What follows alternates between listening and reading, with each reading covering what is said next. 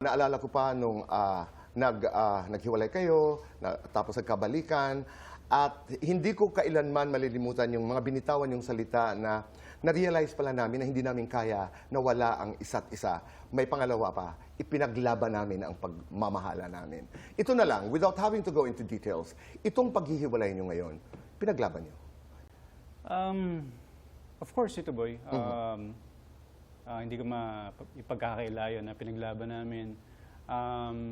But of course, there are things na mutually na pagkasunduan din namin na parang kung ilalaban natin to parang mas mahihirapan. Parang tayo pareho. Parang we have to grow. Okay.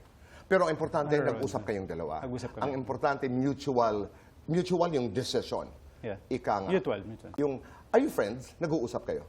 Yeah, we're friends. Ito boy. Halimbawa lang, Jeric, if you were to say thank you and sorry right now, maraming salamat, Rabia. Sorry, Rabia.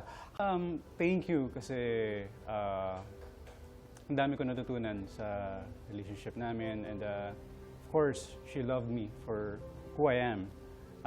Lahat ng, the showbiz, it's very difficult na magkaroon ng relasyon, but lahat inintindi niya yun, lahat, she's a very, malawak siyang tao, si Rabia. And I thank her kasi inalagaan niya ako for those years. Okay. Sorry? Sorry kasi